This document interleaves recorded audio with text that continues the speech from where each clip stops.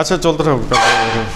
Okay, so what we are discussing in the last class, যে আমরা already chapter 3 marketing environment নিয়ে কথা বলতেছিলাম, and very very very important chapter for marketing. মার্কেটিংয়ের মূল analysis, মার্কেটিংয়ের মূল প্ল্যান, মার্কেটিংয়ের মূল মানে মার্কেটিং কিভাবে করে, মার্কেটিং কিভাবে করব, মার্কেটিং প্ল্যানের মার্কেটিং স্ট্র্যাটেজি কিভাবে সেট করে, এটা বোঝার জন্য ফার্স্ট ইম্পর্ট্যান্ট বেসিক গ্রাউন্ড যেটা, যেই বেসিকটা 100% ক্লিয়ারলি বোঝাই লাগবে, সেটাই হচ্ছে মার্কেটিং এনভায়রনমেন্ট, যেটা নিয়ে গতদিন অনেক কথা বলছি। এবং সেখানে আমরা মোটামুটি মাইক্রো এনভায়রনমেন্ট নিয়ে কথা বলছি, এবং আমরা বেশ কিছু এক্সাম্পল সহকারে আলোচনা করছি যে কোনো কোম্পানি যত ছোট হোক বা যত বড় হোক, তাদের প্রত্যেকের জন্যই মাইক্রো এনভায়রনমেন্টের এই অ্যাক্টরগুলো তাদের প্রযোজ্য। প্রত্যেকটা কোম্পানি যত ছোট হোক বা বড় হোক, একটা টঙ্গের দোকান থেকে শুরু করে চা সিগারেট বিস্কুটের দোকান থেকে শুরু করে একটা মুদির দোকান, একটা রিটেল শপ, একটা ব্র্যান্ডের শোরুম থেকে শুরু করে বিশাল বড় বড় কোম্পানি, মাল্টিন্যাশনাল কোম্পানি, যত জায়ান্ট কোম্পানি হোক, প্রত্যেকের জন্যই কোম্পানিটা নিজে যেমন, কোম্পানি টোটাল যত ওয়ার্কার, যত এমপ্লয়ি, এটা যদি টেক্সটাইল ইন্ডাস্ট্রি হয় তার 22,000 ওয়ার্কার, এটা শুধু একটা সেগমেন্ট, তার ওয়ার্কার, তার ম্যানেজমেন্ট, তার R&D, তার এমপ্লয়ি, তার প্ল্যানিং, তার HR, তার সিকিউরিটি, তার কমপ্লায়েন্স, তার মার্চেন্টাইজিং, তার মার্কেটিং, তার management part, HR part, work study department, তার পারচেজ ডিপার্টমেন্ট, প্রকিউরমেন্ট ডিপার্টমেন্ট, তার CSR department, CSR and sustainability department, এরকম যত ডিপার্টমেন্টকে অলরেডি তো 14টা বলে ফেললাম, এরকম যত ডিপার্টমেন্টের সবাই মিলে হচ্ছে তার ওয়ার্কার, তার ওয়ার্কফোর্স, যতজন কাজ করে সব মিলে হচ্ছে তার কোম্পানি। কোম্পানির ইন্টারনাল যত হিউম্যান রিসোর্স আছে সবাই মিলে হচ্ছে কোম্পানি। প্রত্যেকটা কোম্পানির সাপ্লায়ার থাকে, এবার সেটা টেক্সটাইল ইন্ডাস্ট্রি হোক, অন্য ইন্ডাস্ট্রি হোক, যে কোনো ছোটোখাটো ফ্যাক্টরি হোক, ছোটোখাটো দোকান হোক বা বড় কোম্পানি হোক। মার্কেটিং ইন্টারমিডিয়েটস থাকে, কোনো জিনিসে আমরা সরাসরি পাই না। একটা জমি কিনতে গেলেও দালাল লাগে, একটা জিনিস প্রকিউরমেন্ট করতে গেলেও মাঝখানে আরেকজনের হেল্প নেওয়া লাগে। কম্পিটিটর থাকবেই, ছোটোখাটো বড় সব ধরনের কোম্পানির কম্পিটিটর থাকে যে কোনো ধরনের বিজনেসে। পাবলিক থাকবে, কাস্টমার থাকবে। কাস্টমার হচ্ছে যারা সরাসরি কনজিউমার, আর পাবলিক হচ্ছে বাকি অন্য পার্সনরা। আচ্ছা, এগুলো নিয়ে ডিটেল কথা হয়েছে উদাহরণ সহ। সো আমরা ইভেন মার্কেটিং ইন্টারমিডিয়েটস কারা কারা এবং প্রত্যেকটার এক্সাম্পল সহ আমরা কথা বলছি। এগুলো নিয়ে বাসায় গিয়ে চিন্তা করার কথা ছিল, গ্রুপ স্টাডি করার কথা ছিল, নিজেদের টিমের সাথে ডিসকাস করার কথা ছিল, নিজেরা আরও নতুন নতুন উদাহরণ নিয়ে চিন্তা করার কথা ছিল। করেন নাই, সেটার ফল ভোগ করবেন পরীক্ষা হলে, কুইজে, সব জায়গায়। বিজনেস কমিউনিকেশনে হচ্ছে হোয়াটসঅ্যাপে গ্রুপে প্র্যাকটিস করার কথা। মার্কেটিং প্র্যাকটিস তোমাদের সাথে গ্রুপের গতকাল নিজেরাই তো জিজ্ঞেস করলা যে ওই একই গ্রুপের সাথে করলে সমস্যা আছে কি না, তখন কি আলোচনা হয়েছিল?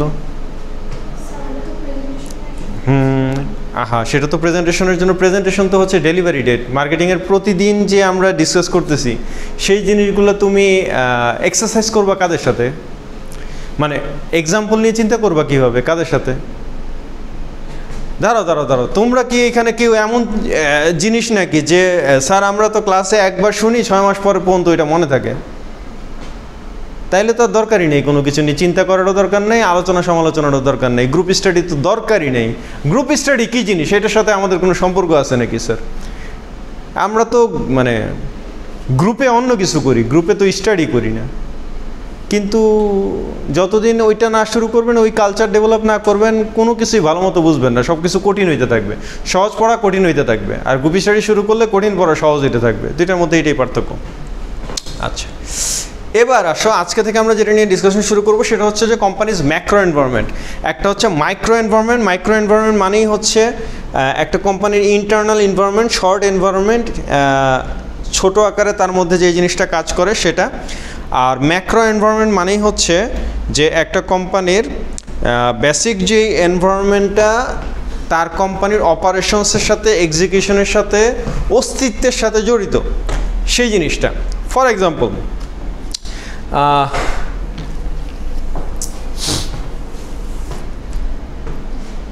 মনে করো আমি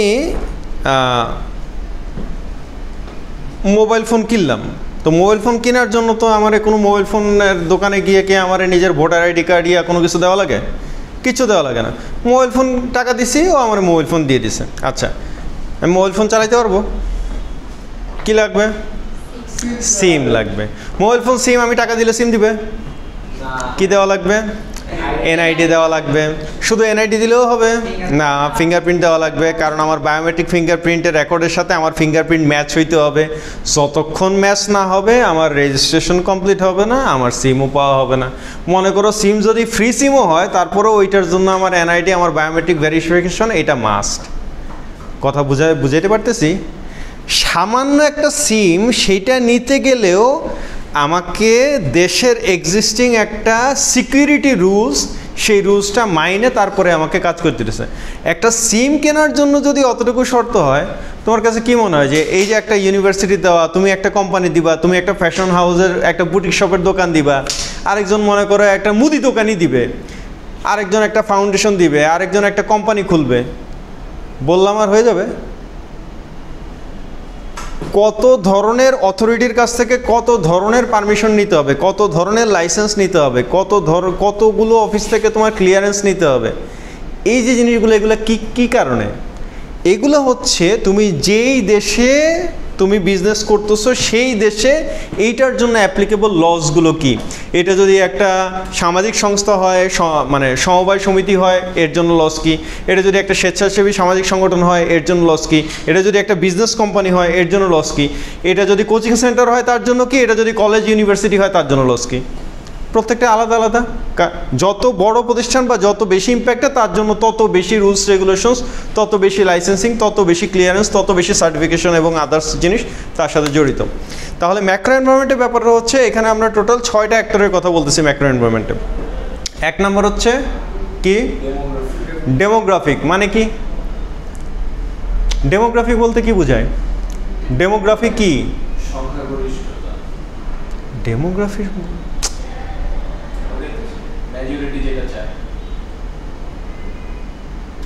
আচ্ছা ঠিক আছে। ইকোনমিক তো বোঝো কি?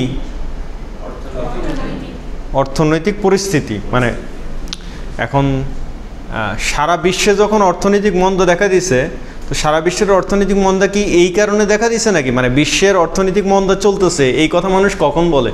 যখন বাংলাদেশের অর্থনৈতিক মন্দা চলে তখন? না, ঘটনা উল্টা। তার মানে হচ্ছে যে এখন আমি যখন বলবো যে সারা পৃথিবীতে রিসেশন চলতেছে, অর্থনৈতিক মন্দা চলতেছে, তার মানে আসলে তখন আমার বিজনেসের, মানে তখন আমার দেশেও কি তাহলে অর্থনৈতিক মন্দার প্রভাব আছে না নাই? 100% আছে, কারণ এখন তো গ্লোবাল বিজনেস।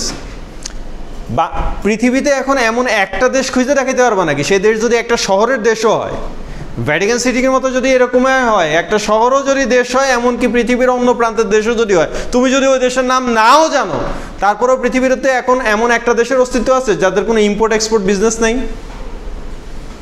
পৃথিবীতে এমন কোনো দেশ আছে যে স্বনির্ভর দেশ, ইন্ডিপেন্ডেন্ট, যার অন্য কোনো দেশের উপর কোনো ধরনের ডিপেন্ডেন্সি নাই, ওর জনগণের জন্য যা লাগে ও নিজেই বানায়, নিজেই প্রডিউস করে, নিজেই সব কিছু করে, ও কারো কাছ থেকে ইম্পোর্টও করে না, কারো কাছে এক্সপোর্টও করে না। Any such land exist on earth at this moment? No, not possible in the era of globalization.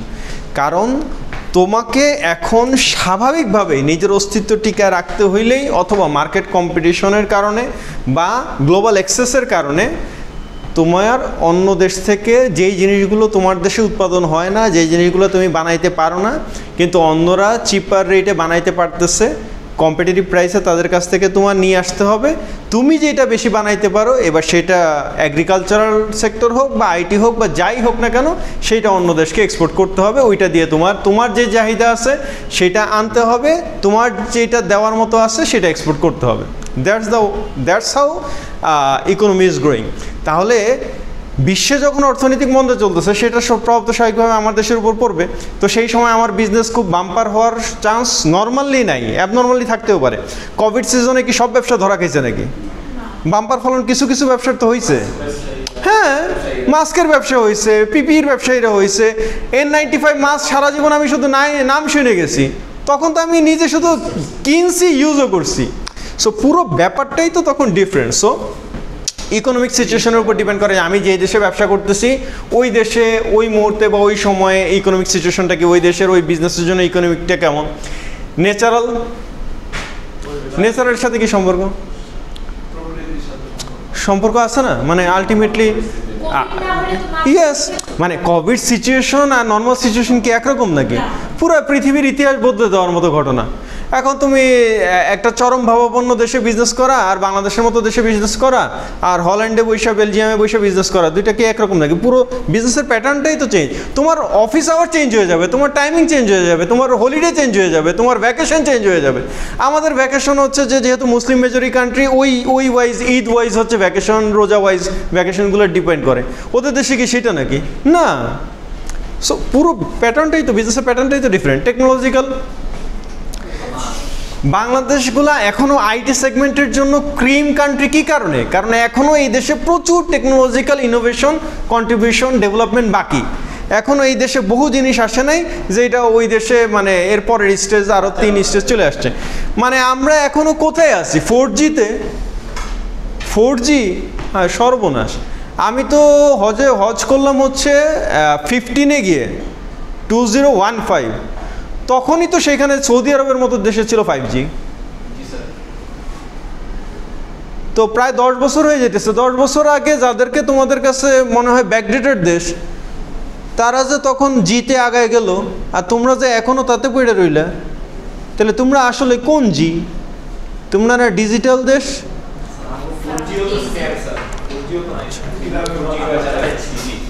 Political environment, বাকি কোনো দেশ পলিটিক্স বুঝুক বা না বুঝুক, বাংলাদেশে অটো রিক্সাই বুঝাই রে পলিটিক্স কারে বলে। আচ্ছা, তারপরে কালচারাল, এটা তো কোনো বিষয় না। না, মার্কেটিং বুঝতে হইলে তোমাকে বুঝতেই হবে। কালচার মানে এইটা, কালচার কোনটা? উদাহরণ দাও, কালচারের উদাহরণ দাও, চিন্তা করে বের করো তুমি। কালচার পারবে না? ওকে আনকালচার্ড নাকি?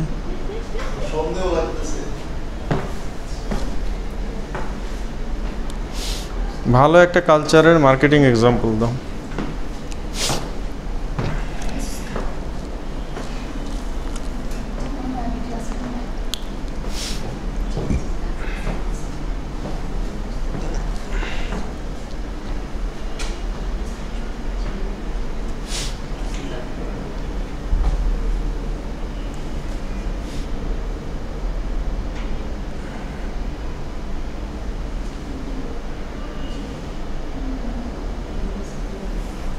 তুমি চিন্তা করতে থাকো, আমরা আর একটু ঘুরে আসি। আচ্ছা, তো so the first one is demographic environment.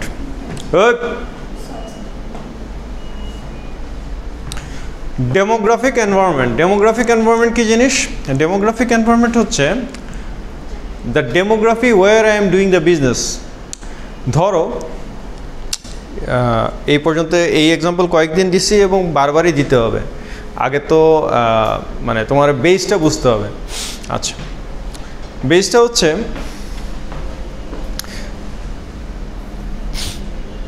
ধরো আমার যত প্রতিষ্ঠানই আছে, এই জীবনে যত প্রতিষ্ঠান দাঁড়া করাইছি, যত কিছুই আছে, সব কোথায় কোথায়? বাংলাদেশে। আরেকজন আমরা জিজ্ঞেস করতেছি কোথায় আপনার প্রতিষ্ঠান, কোথায়? আমার প্রতিষ্ঠান চাঁদে।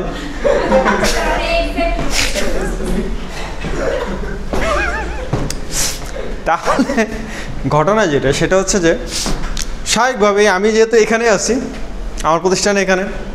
আচ্ছা, আমি যদি মানে আচ্ছা না হয় জন্মাইছি, না হয় এই দেশে জন্মের 3 বছর পর থেকে যদি ওইখানে থাকতাম, এবং তখন যদি আমি তোমার বলতাম যে আমি 20 বছর ধরে, 30 বছর ধরে, 40 বছর ধরে ইউএসএতে আছি, কানাডায় আছি, আমি বলতেছি যে আমার বেশ কয়েকটা প্রতিষ্ঠান আছে, তাহলে তুমি কি বুঝতা প্রতিষ্ঠান কোথায় আছে?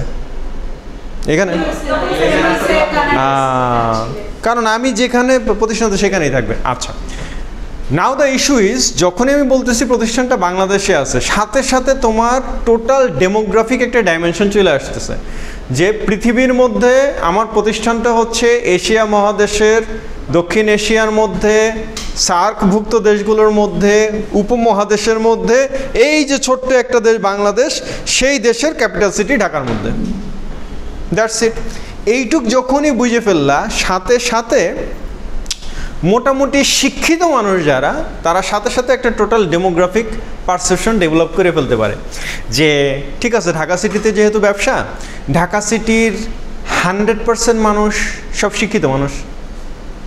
হ্যাঁ, মানে কাগজে কলমে শিক্ষার কথা বলতেছি, সুশিক্ষিত না কুশিক্ষিত সেটার কথা বলতেছি না, যা শিক্ষিত কিনা। কিন্তু এটা যদি আমি কলম্বোর কথা বলতাম, শ্রীলঙ্কার যে কোনো জোনের যে কোনো ইয়ার কথা বলতাম, সাথে সাথে ফার্স্টেই যেটা বুঝতো 100% শিক্ষিত। যে ওইখানে যদি একটা মানুষের যদি দেখো যে মানে বিড়াল কাঁধে করে খালি গায়ে হাইটে যেতেছে, তারপরেও বুঝতে হবে এই মানুষটা শিক্ষিত, তোমার চেয়ে বেশি শিক্ষিত। ও ফ্লুয়েন্টলি ইংলিশ বলতে পারে, ইংরেজি লিখতে পারে। তোমার মতো সামনে এক কথা বলতে এইসব 3 বার মানে নিজের পরিচয় ভুলে যাওয়ার মতো অবস্থা হয় না। আচ্ছা, তাহলে ফার্স্টেই ও বুঝলো যে আচ্ছা ঠিক আছে, এই দেশ হচ্ছে সেই দেশ যেই দেশে একটা জিনিসের অভাব নেই। কি সেটা? মানুষের মাথা। ঠিক আছে, এইখানে ফ্রিতে প্রচুর মাথা পাওয়া যায়।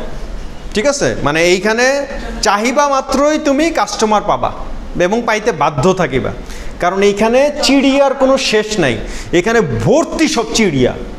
কারণ এটা এমন একটা চিড়িয়াখানা যেখানে কোনো পশু প্রাণী কোনো সেগমেন্টেরই কোনো অভাব নাই, মানুষের অভাব নেই এখানে। অন্য সব জায়গায় মানুষের অনেক অভাব, কাস্টমার ওদের সেগমেন্টেশন খুব কম, কিন্তু এখানে কাস্টমারই কাস্টমার, সব কাস্টমার। এই কারণে India and China is one of the most মানে promising land for any kind of business in the world. কারণ কি? মানুষ বেশি, যেখানে মানুষ সেখানেই তো আমার পোটেনশিয়াল কাস্টমার। হ্যাঁ, মার্কেটিং তো ওইখানে করবো, আমার বিজনেস তো ওইখানে করবো। ইন্ডিয়াতে অপারেট করে না পৃথিবীর এরকম কোম্পানি, তোমারে খুঁজে পাইতে হইলে খুব কষ্ট করে খুঁজে বের করতে পারবা এবং সংখ্যা বেশি হবে না। চায়নায় অপারেট করে না এরকম কোম্পানি খুব, বাংলাদেশে অপারেট করে না এরকম 1000 কোম্পানি পাবো, যে বাংলাদেশে এখনও ঢুকে নেই, কিন্তু ইন্ডিয়াতে আছে। কারণ কি? কারণ দ্য পপুলেশন। সর্বনাশ, 100 crore প্লাস পপুলেশন। এই মার্কেট তুমি কাজ করবো না তো কোন মার্কেট কাজ করবা? মানুষ যত মানে মানুষ যেই ক্যাটাগরি হোক, আমার ওইভাবে মার্কেটিং করতে হবে, ওইটা বুঝে। আচ্ছা, এই যে ওইটা বুঝে যে মার্কেটিং করতে হবে, সেটা বোঝার জন্যই তো তোমার ডেমোগ্রাফিটা বোঝা লাগবে। তোমার কি কি বোঝা লাগবে? তোমার পপুলেশনের সাইজ বোঝা লাগবে, ডেন্সিটি বোঝা লাগবে, লোকেশন বোঝা লাগবে, এইজ বোঝা লাগবে, জেন্ডার বোঝা লাগবে, রেস বোঝা লাগবে, অকুপেশন বোঝা লাগবে, আদার স্ট্যাটিস্টিক বোঝা লাগবে। বাংলাদেশ তোমার যতই আগায় যাক আর পোলাপান যতই ফেসবুকে লাফাকার যত কিছুই করুক, এখনও আমাদের ফর্মের মধ্যে জেন্ডার দেওয়া থাকে, এখনও সেখানে সেক্সের মধ্যে 2টা অপশন দেওয়া থাকে, মেল ফিমেল। এবং আমার যত রেজিস্ট্রেশন ফর্ম সেখানে ওই 2টা অপশনই থাকবে। আমি যতদিন বেঁচে থাকবো এবং আমার প্রতিষ্ঠান যতদিন থাকবে, অপশনই 2টাই থাকবে। ওখানে আর নতুন কোনো অপশন আসবে না। ওখানে এমন কোনো অপশন আসবে না যে আমার মন যখন যা বলে আমি তখন তা।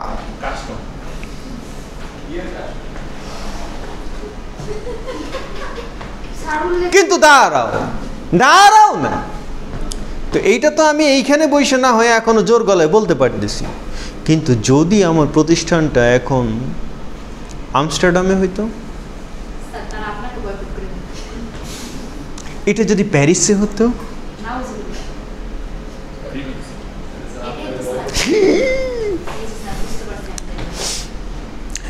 কারণ তখন ওইটা দেওয়াটাই হইতো কালচার, তখন ওইটাই হইতে মার্কেটিং, তখন ওইটা ছাড়া।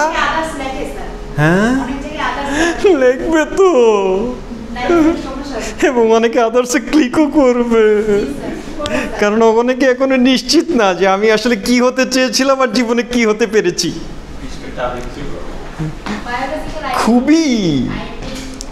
খুবই টাফ।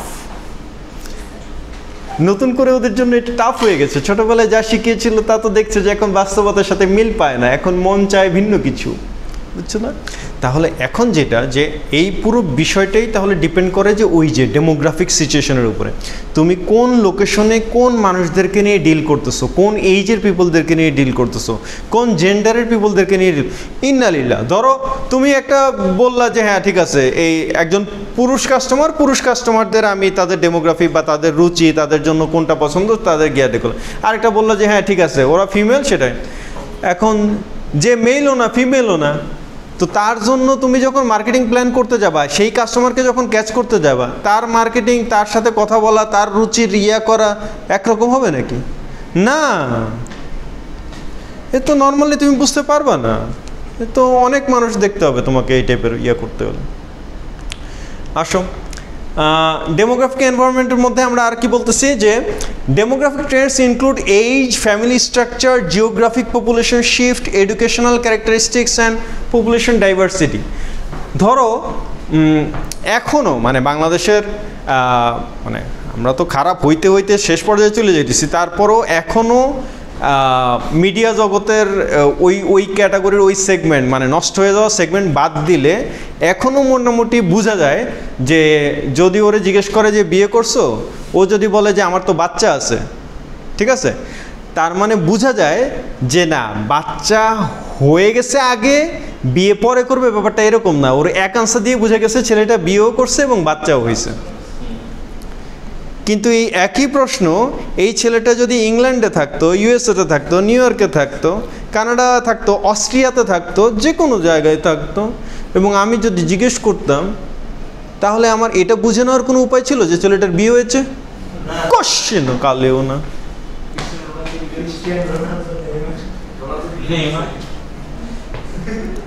বরং বাচ্চা আছে সেটাও বুঝতে হইতো যে এইটা কয় নাম্বার, কোন সেগমেন্টের, কত নম্বর টার্ন। পুরো ব্যাপারটাই তো ডিফারেন্ট, পুরো সেগমেন্টটাই তো ডিফারেন্ট। কিসের ফ্যামিলি আবার কিসের ফ্যামিলি স্ট্রাকচার? ওদের কাছে তো ফ্যামিলি মানে ওইটাই ফ্যামিলি, ফ্যামিলি না থাকাই ফ্যামিলি। আর তোমার কাছে হচ্ছে ফ্যামিলি আছে, তো এই কারণে সহ্য হচ্ছে না।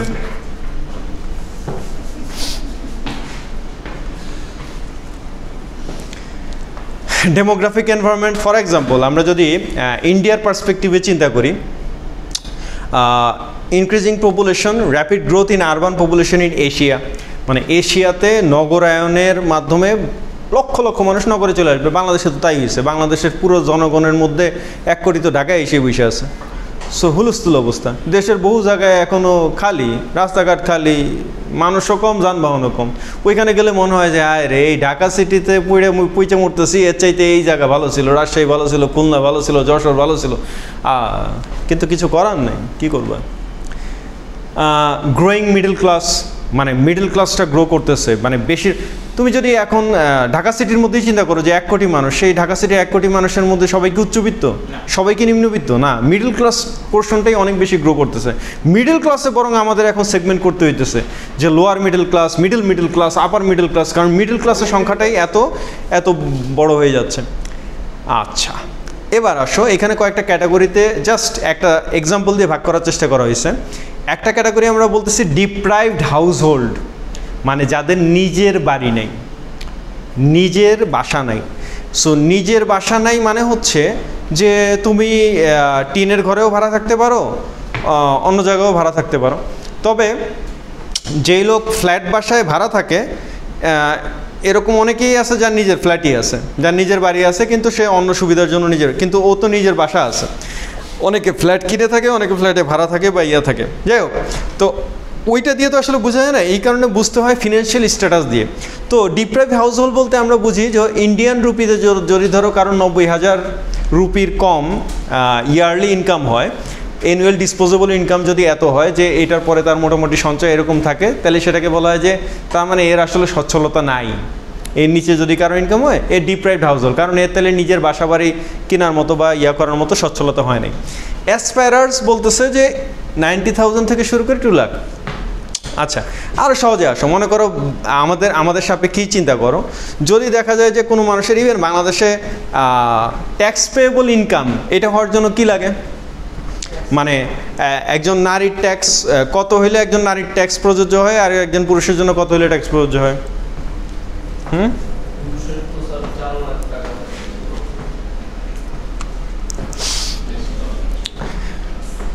বছর শেষে যদি মানে টোটাল একটা মানুষের ইনকাম যদি জাস্ট 2.5 লাখ টাকা টাচ করে, 2.5 লাখ কিন্তু খুব বেশি না, মাত্র 25,000 টাকা ইনকাম, তার উপরে ইনকাম ট্যাক্স আছে। ইফ হি ইজ মেল, মহিলাদের জন্য আরেকটু বেশি ছাড় আছে 3 লাখ টাকা পর্যন্ত, কিন্তু 3 লাখ টাকার উপরে তার ইনকাম, তার মানে যদি তার যেইখানেই সে চাকরি করুক, সে যদি বেশি না মাসে মাত্র 30,000 টাকা করে বেতন পায়, তার ইনকাম ট্যাক্স দিতে হবে। কি বুঝলা?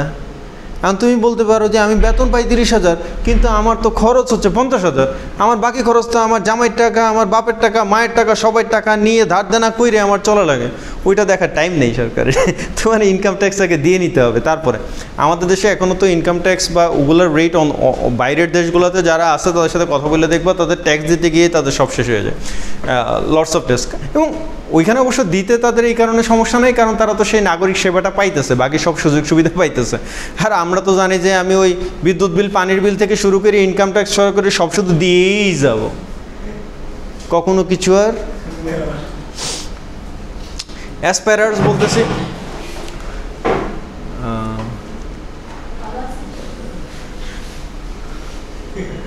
ও বোধহয় কিছু দিতে গিয়েছিল। তাহলে বাংলাদেশের সাপেক্ষে যদি চিন্তা করো, মনে করো যে মাসে মাত্র 1 লাখ টাকা, মানে সরি বছরে যদি কারো ইনকাম হয় 1 লাখ টাকা বছরে, তাহলে এটা কোনো ইনকাম? তার মানে তো তার বছরে মানে মাসে 10,000 টাকা করেও নাই। মাসে যদি কেউ 10,000 টাকা ইনকাম করতে না পারে, ও তো গরিবের চেয়েও গরিব। পরের লাইন আর বললাম না। আচ্ছা, দেন যদি 1 লাখ থেকে তুমি বলতে পারো যে 1 লাখ থেকে 5 লাখ এরকম যদি কারো ইনকাম হয়, 5 লাখ না, 1 লাখ থেকে মনে করো 3 লাখ পর্যন্ত, তাহলে বোঝা যায় যে না, এবারও মানে যাতে ওঠার পথে, যে এবারও আস্তে আস্তে মধ্যবিত্তের দিকে আগাচ্ছে বা ইয়ে হতো। তাহলে এখন তার স্যালারি রেঞ্জ মোটামুটি 10 থেকে 20-25 হাজারের মধ্যে। এরপরে যখন দেখবে যে হ্যাঁ ঠিক আছে, এবার তার বছরে ইনকাম 5 লাখ থেকে 10 লাখ এরকম তখন তুমি বলবা যে এরা হচ্ছে সিকার। কোন সিকার? Opportunity seeker. এরা খুঁজতেছে যে আরও কীভাবে ইয়া করা যায়, এখান থেকে এইটা কীভাবে করা যায়, এখান থেকে এটা কীভাবে করা যায়, পার্ট টাইম ব্যবসা করা যায়, এই চাকরি থেকে সুইচ করে এই চাকরিতে যাওয়া যায়, এই কোম্পানিতে ছিলাম এতদিন, এখন এই কোম্পানিতে যেতে চাই, এই যে টোটাল ইয়াটা সেটা। স্ট্রাইভার্স বলতেছি যখন মনে করো তার এবার 10 লাখ থেকে শুরু করে 20 লাখ হয়ে গেছে তার ইয়ারলি ইনকাম। তো 10 লাখ থেকে 20 লাখ ইয়ারলি ইনকাম হয়ে গেছে, তার মানে সে তো এখন মানে অলরেডি একটা পর্যায়ে চলে আসছে, সে এখন একটা ভালো আর্নিং ইনকাম একটা সোর্স তার হয়ে গেছে। এবং এখন সে হচ্ছে স্ট্রাইভার্স, যে সে এখন তার পরিচয়টা হচ্ছে he has a stable income source, access to amenities. সে এখন পার্টিতে যেতে পারে, ক্লাবে ইয়া করতে পারে, সে যখন ইচ্ছা তখন KFC-তে ঢুকতে পারে, তার কফি খাইতে হলে নর্থ এন্ড ছাড়া তার পোষায় না। এই যে জায়গাগুলো, এইগুলো এখন তার সাথে যায়। আর এখন যদি আমি দেখি যে এটা শুভর সাথেও যায়,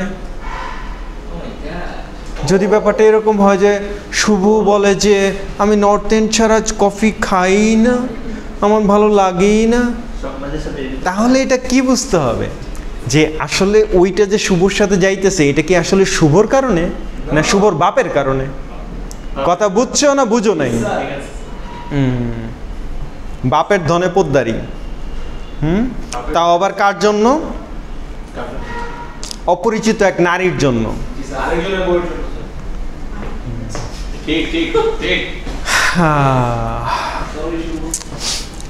এইটা যেটা গ্লোবাল ইন্ডিয়ানের জায়গায় গ্লোবাল বাংলাদেশি। তো গ্লোবাল বাংলাদেশি কারে বলে? দাঁড়াও, গ্লোবাল বাংলাদেশি এক্সাম্পল বাংলাদেশে কারোর জন্য প্রযোজ্য হইতে পারে? বাংলাদেশে এরকম নাম নাই যারা গ্লোবাল বাংলাদেশি? বিজনেসের কথা বলতেছি, স্পোর্টসের না। হ্যাঁ বলো। রাইট। আর কোন কোম্পানির? হ্যাঁ 1 নম্বরেই তো তার কথা আসবে তোমার। কারণ কার কথা আসবে? কারণ কি? কারণ মানে সে তো জানো তো না মানুষটা, সে সরাসরি তোমার প্রাইম মিনিস্টারের অ্যাডভাইজার, সে অ্যাডভাইস করে, সে প্রাইভেট ব্যাংকার্স অ্যাসোসিয়েশনের সে অ্যাডভাইজার, সে চিফ, সব জায়গায় সে প্রধান অতিথি, আমাদের নর্থ ইন্ডিয়ান কিন্তু। সো মানে সালমান এফ রহমান আছে, তপন চৌধুরী আছে, স্যামসন এইচ চৌধুরী আছে, তোমার এই বসুন্ধরা গ্রুপের মালিক আছে, এরা তো হচ্ছে গ্লোবাল পিপল। এরা এখন শুধু বাংলাদেশ না, এরা শুধু বাংলাদেশ নিয়ে খেলে না। ওর খেলা কি শুধু বাংলাদেশে নাকি? না, ওরা গ্লোবাল প্লেয়ার হয়ে গেছে। অ্যান্ড মানে সাকিব আল হাসানের এক্সাম্পলটা ওই দিক থেকে রাইট যে হ্যাঁ সাকিব আল হাসানের ডিমান্ড কি শুধু বাংলাদেশে নাকি গ্লোবাল ডিমান্ড আছে, ওকে, ইন দ্যাট সেন্স ওকে।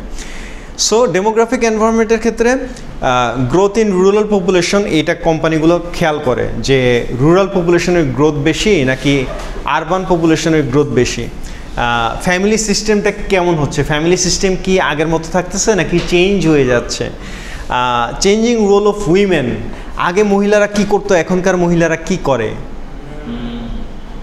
আনিকা,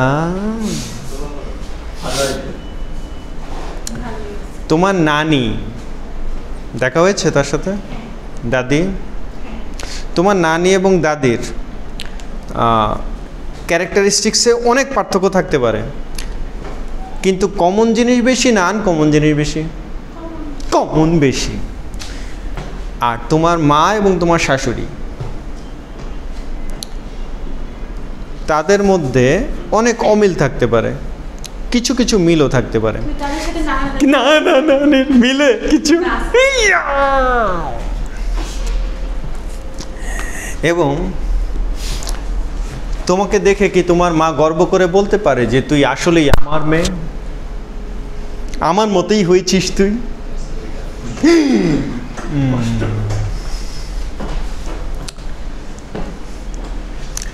তাহলে ঘটনাটা কি? ঘটনাটা হচ্ছে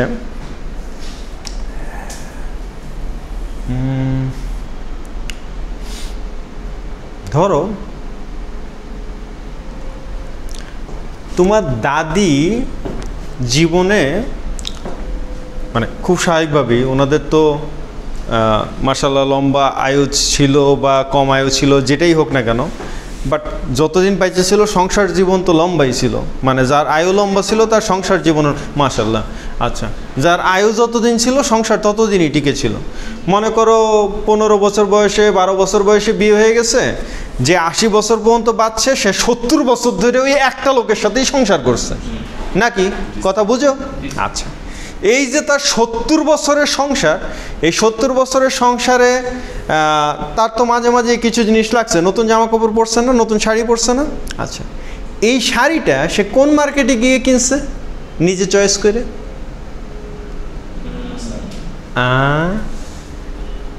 দাদি নিজে গেছে মার্কেটে, দাদি নিজে বাজারে গেছে মার্কেটে, ইভেন দাদি এবং দাদা বাধ্য ছিল দাদিকে নিয়ে যাওয়ার জন্য না, খাইছে রে, দাদা পছন্দ করে কিনে আনছে এবং তাকে যে একটা নতুন কিছু দেওয়া হয়েছে,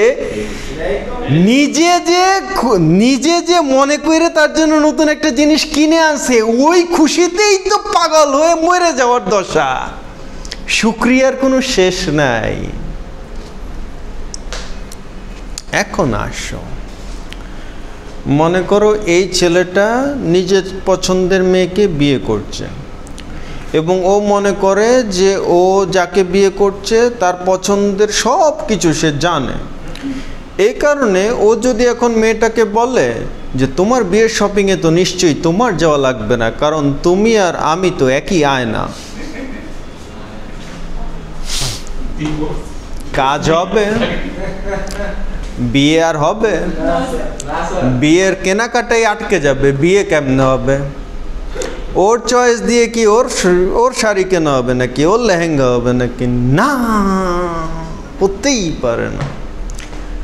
তাহলে এই যে changing role of women, changing family system, এগুলোর সাথে মার্কেটিংয়ের ব্যাপার আছে না নাই?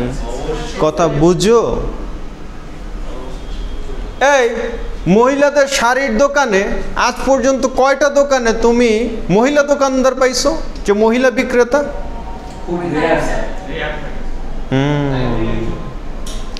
কারণ ওরা বুঝে যে ভাবিরা কি চায় এবং কিভাবে ভাবিদেরকে পটাতে হয়।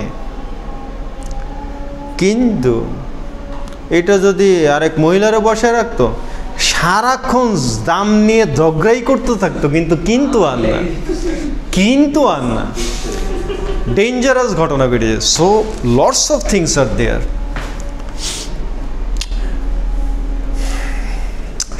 ইকোনমিক এনভায়রনমেন্ট, ফার্স্টে একবার বললাম যে ইকোনমিক সিচুয়েশনের উপরে আমাদের ডিপেন্ড করে যে আলটিমেটলি এটা consist of effect that consumers purchasing power and spending patterns. Consumer আসলে কতটুকু পারচেস করার মতো ক্ষমতা আছে এবং তার স্পেন্ডিং প্যাটার্ন কেমন আছে। একটা লম্বা সময় পর্যন্ত বাংলাদেশের ল্যাপটপ মার্কেটে তোমার লেনোভো আসে নাই, তারপর তোমার সনি আসে নাই, ডেল আসে নাই, তারপরে এখন আসা শুরু হয়েছে, ম্যাকটেক আসা শুরু হয়েছে। কেন আসা শুরু হয়েছে? কারণ এখন যখন মানুষের পারচেজিং পাওয়ার হয়েছে তখন গিয়ে এগুলো আসতেছে, তার আগে কিন্তু আসে নাই। এখন গাড়ির যেসব ব্র্যান্ড এখন তুমি দেখো, আগে তো এগুলো দেখো নাই, আগে তো এগুলো আসে নাই। বনানীর রাস্তায় আগে তো এইসব গাড়ি চলে নাই, এখন এইসব গাড়ি চলতেছে। তার মানে এখন এইসব গাড়ি শোরুমে আসছে, মানুষ কিনতেছে। এখন এইসব গাড়ি শোরুমে কেন আসছে, ইম্পোর্ট করে কেন আনা হয়েছে, ওই কোম্পানি কেন আনতেছে? কারণ মানুষের এখন এই গাড়ি কেনার মতো সক্ষমতা হয়ে গেছে। That's it, as simple as it is. মানুষ একটা ল্যাপটপ কিনবে 2 লাখ টাকা দিয়ে, একটা ল্যাপটপ কিনবে 1.5 লাখ টাকা দিয়ে। এই ক্যাপাসিটি হওয়ার জন্য তো তোমাকে কিছুদিন দেখতে হয়েছে যে এই কান্ট্রির গ্রোথটা কেমন, মানুষের ইনকামের ইয়াগুলা কেমন হচ্ছে। এবার ব্ল্যাক মানি হোক, হোয়াইট মানি হোক, সেটা তো পরে। ওরা তো মার্কেটিং তো শুধু দেখবে যে মানুষের ক্যাপাসিটি কেমন হচ্ছে, ইকোনমিক সিচুয়েশন কেমন হচ্ছে। ইন্ডাস্ট্রিয়াল ইকোনমিজ আর রিচার মার্কেটস। ইন্ডাস্ট্রিয়াল ইকোনমি ইন্ডাস্ট্রিয়ালাইজেশনের মাধ্যমে যেগুলো হচ্ছে এবং আদার থিংস। এই যে দেখো গাড়ির এক্সাম্পল চলে আসলো। আচ্ছা, এটা কিসের এক্সাম্পল? Tata nano. আচ্ছা, এই যে টাটা ন্যানো গাড়িটা কি আসলে নর্মাল গাড়ি? এবং যখনই যেই মাত্রই তুমি টাটা ন্যানোর কথা বলতেছো, সাথে সাথে তোমার মার্কেটিং, তোমার ম্যানেজমেন্ট, তোমার প্ল্যানিং এবং টাটা ন্যানোর কাস্টমার কারা, কাদের জন্য এই সেগমেন্টের গাড়িগুলো করা হয়েছে, সাথে সাথে এই জিনিসগুলো চলে আসতেছে না? টাটা ন্যানো কাদের জন্য করা হয়েছে? বাংলাদেশের বড়লোকদের জন্য, ইন্ডিয়ার বড়লোকদের জন্য। কাদের জন্য করা হয়েছে? সেই মানুষগুলোর জন্য যারা নর্মালি গাড়ি কেনার ক্ষমতা রাখে না, যাদের নর্মালি গাড়ি কেনার সক্ষমতা এখনো হয় নাই, এবং যারা ভয় পায় যে গাড়ি শুধু ধার করে কিনে ফেললাম তাইলে তো হলো না, প্রতিনিয়ত গাড়ির পিছনে খরচ আছে।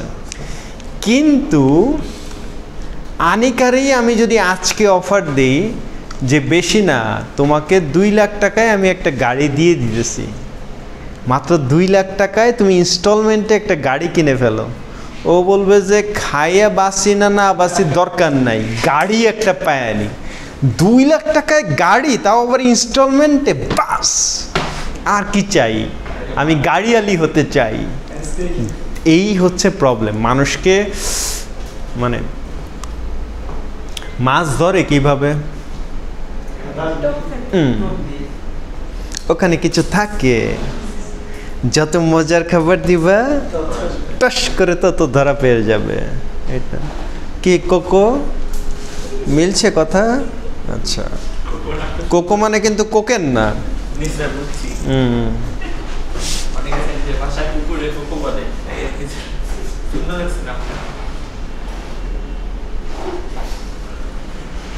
তোমার ব্যাখ্যা তো পচা কেন?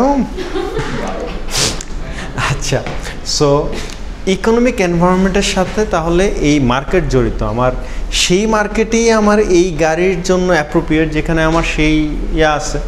এখন টাটা ন্যানোর মূল মার্কেট কি আমার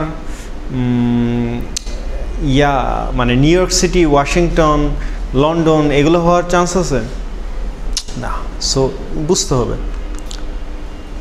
ইকোনমিক এনভায়রনমেন্টের মধ্যে বেশ অনেক ইম্পর্টেন্ট জিনিস আছে। তার মধ্যে একটা হচ্ছে আর্নেস্ট ল বা অ্যাঞ্জেলস ল।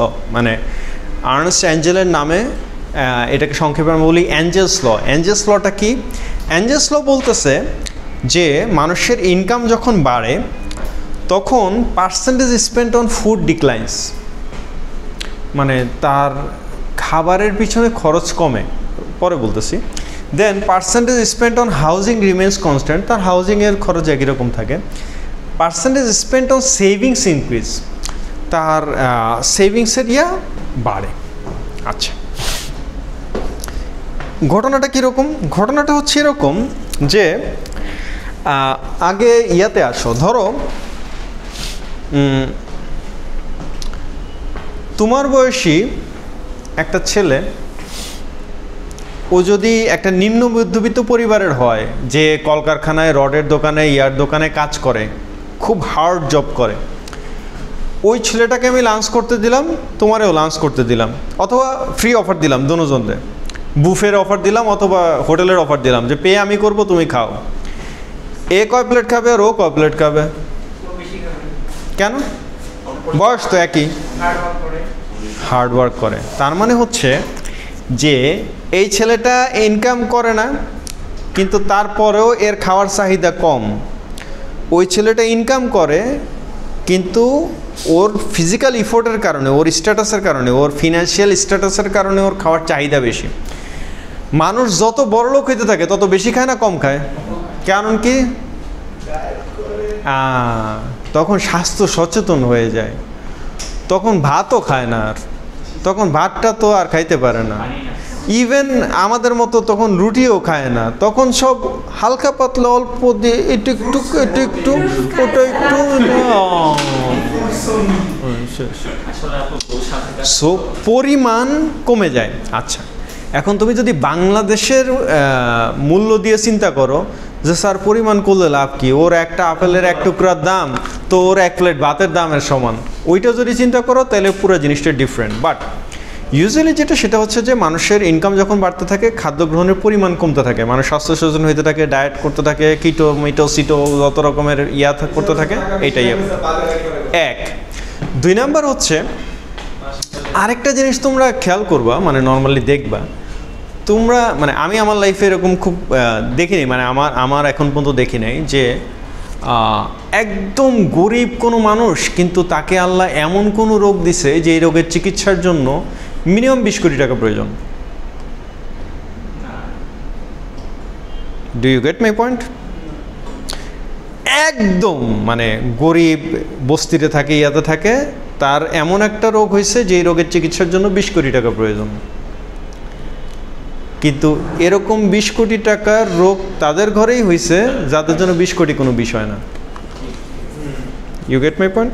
তার মানে মানুষের ইনকাম যখন বাড়ে তখন তার রোগ বালাই থেকে শুরু করে ওগুলোর ইনকামও বাড়ে, তখন তার ওই ধরনের জিনিসও, মানে এর গরিবের হয় গরিব মার্কা রোগ, বড় লোকের হয় বড় লোকই রোগ। সো ওর তো মানসিক রোগও বড় লোকই রোগ, ওর সব রোগই বড় লোকই রোগ, ওর তো কিছুতেই ভালো লাগে না। আহা, তুমি কথা বুঝো না কেন? ও যতদিন গাড়িওয়ালি ছিল না, অটোওয়ালি ছিল, ততদিন ওর অটোতেই শান্তি ছিল। কিন্তু তুমি কি মনে করো ওরে একবার গাড়িতে উঠানোর পরে ওই গাড়িতে ও জীবনভর শান্তিতে স্বস্তিতে পার করে দিবে? না, অশান্তি সেদিন থেকে শুরু। যে ওরে তো আমি ফার্স্টে ন্যানো গাড়ি ধরাই দিছি, কিন্তু ও ন্যানো গাড়িতে চড়বে সারা জীবন না, তো ওরে তো কন্টিনিউয়াসলি ব্র্যান্ড চেঞ্জ করতে হবে, আবার ব্র্যান্ডে যাইতে হবে, ইয়ে করতে হবে, স্ট্যাটাস তো যাচ্ছে না, মানুষ টিটকারি মারে ওরে যে ন্যানো গাড়ি থেকে নামছে নানি।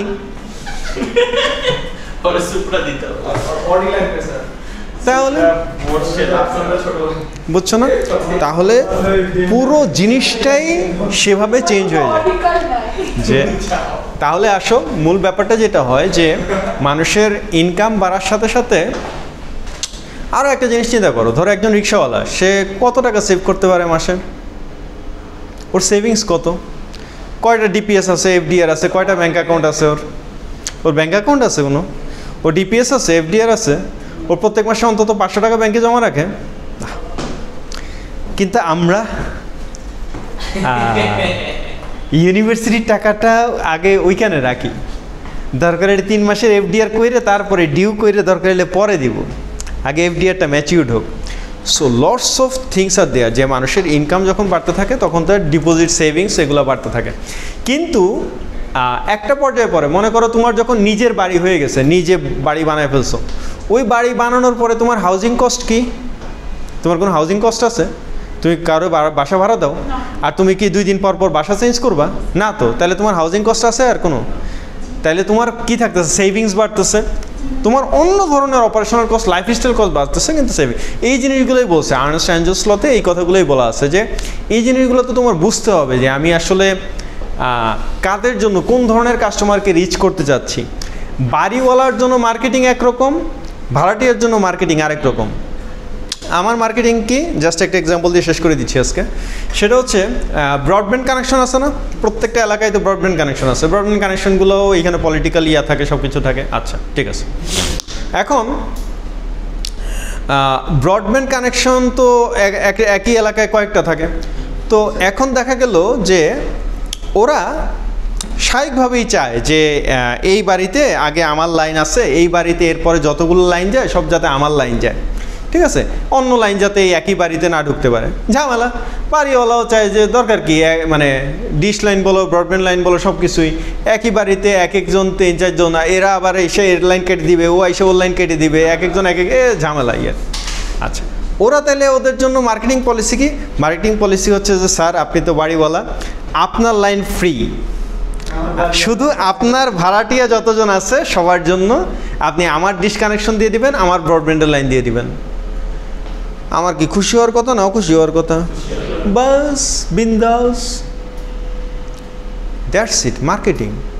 সো মানে ওর সুন্দর মতো ওরও ব্যবস্থা হয়ে গেলো, আমারও ব্যবস্থা হয়ে গেলো, ও মানে এবং আসলেই আমার জন্য ফ্রি। সো থাক।